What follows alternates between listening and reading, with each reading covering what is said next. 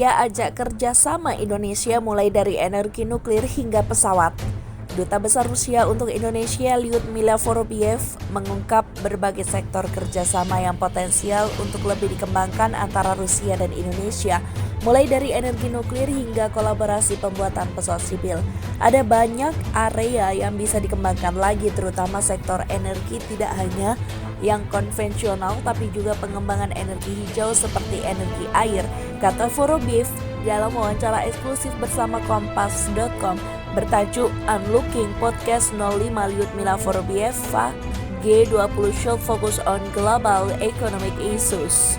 Sama halnya dengan Indonesia, keberadaan sungai-sungai besar utamanya di wilayah utara Rusia telah banyak dikelola sebagai waduk untuk menghasilkan energi. Transfer teknologi diharapkan bisa terjadi dalam kerjasama pengembangan pembangkit listrik tenaga air AS ini ke depannya, termasuk energi nuklir. Orang-orang tidak perlu takut dengan nuklir karena ini termasuk energi hijau. Walaupun kaya dengan minyak dan gas, negara beruang putih telah lama memanfaatkan nuklir sebagai sumber energi. Kontribusi tenaga nuklir dalam bauran energi Rusia kini mencapai 20%. Adapun penerimaan publik atas pengembangannya tetap baik meski bencana nuklir terbesar di dunia, Chernobyl, menjadi catatan sejarah yang dampaknya terasa dekat dengan masyarakat Rusia.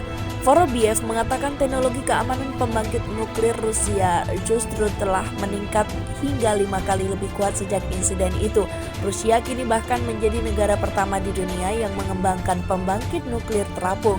Reaktor nuklir jenis ini dapat berpindah-pindah ke lokasi karena berbentuk seperti kapal. Meski terbilang mini, hasil energi dari reaktornya mampu menerangi kota-kota kecil. Teknologi ini juga terbilang lebih aman, terutama untuk wilayah yang memiliki resiko gempa bumi dan tsunami seperti Indonesia. Iran, Bangladesh, Uzbekistan, hingga Turki merupakan beberapa negara yang telah membangun kerjasama energi nuklir dengan Rusia. Sejauh ini belum ada negara di kawasan Asia Tenggara yang mengembangkan energi nuklir. Ketertarikan serius dengan teknologi Rusia pernah ditunjukkan Vietnam sebelumnya, akan tetapi proyek ambisius itu batal setelah insiden nuklir Fukushima terjadi. Masalahnya bukan karena mereka tidak yakin dengan teknologi Rusia, tapi Fukushima mengubah opini publik soal tenaga nuklir. Kata dia menambahkan bahwa pembangkit nuklir Fukushima menggunakan teknologi lama Amerika Serikat. Hingga saat ini Indonesia dan Rusia sejatinya telah banyak menjalin kemitraan dalam pengembangan sektor energi. Salah satu yang merupakan proyek kerjasama terbesarnya adalah kilang minyak Tuban yang digarap oleh Pertamina dan raksasa energi Rusia Rosneft. Perusahaan energi Rusia lainnya, kata dia, juga tertarik untuk mengembangkan blok Natuna dan saat ini telah proses studi kelayakan untuk pengukuran keekonomian dari eksplorasi hingga ekstraksi gas dari lapangan itu. Ada pula potensi kolaborasi lainnya seperti pengembangan armada penerbangan sipil. Terlebih saat ini perusahaan Rusia mulai banyak mengembangkan pesawat berukuran sedang hingga besar yang dinilai akan sangat bermanfaat untuk negara kepulauan seperti Indonesia.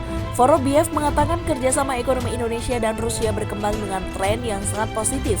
Tahun lalu perdagangan kedua negara naik 40% dengan Indonesia menikmati surplus antara lain dari ekspor minyak sawit, sepatu, furnitur. Sementara nilai investasi Rusia Indonesia mencapai 3 miliar dolar AS. Mengutip data Kementerian Perdagangan atau BPS, laporan Kompas.com sebelumnya mencatat total perdagangan Indonesia-Rusia pada 2020 sebesar 1,93 miliar dolar AS, turun 6,6% dari tahun sebelumnya.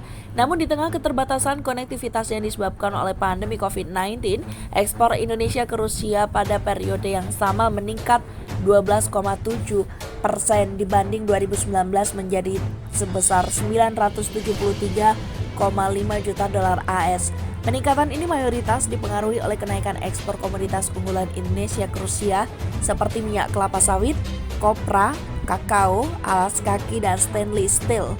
Tren kenaikan terus berlanjut pada 2021 dengan total perdagangan pada Januari sampai September 2021 mencapai 1,94 miliar dolar AS atau lebih tinggi 42,2% dari periode yang sama di tahun sebelumnya. Vorobieva pun mengaku seharusnya lebih banyak sektor kerjasama bisa dieksplorasi ke depan, mengingat besarnya kombinasi populasi kedua negara. Apalagi menurutnya Rusia dan Indonesia telah menikmati relasi yang terbangun dengan sangat baik bahkan sejak masa Presiden Soekarno yang mulai dari 1960-an telah beberapa kali mengunjungi Rusia. Dialog politik antara Indonesia-Rusia terus berjalan dengan sangat aktif hingga saat ini. Dengan kontak antara Presiden Joko Widodo dan Presiden Rusia Vladimir Putin sudah terjadi beberapa kali antara lain sejak 2016 hingga secara khusus membicarakan masalah penanganan COVID-19. Terbaru tahun ini pertemuan Menteri Luar Negeri dari kedua negara dilakukan di China secara khusus membahas soal situasi di Afghanistan. Sebagai pemegang presidensi G20 tahun ini, Indonesia juga telah menyampaikan undangan secara langsung kepada semua negara anggota termasuk Indonesia. Ada banyak hal yang kita bangun bersama. Tradisi ini menjadi dasar yang untuk hubungan bilateral kita yang telah berkembang dengan baik dalam beberapa dekade terakhir.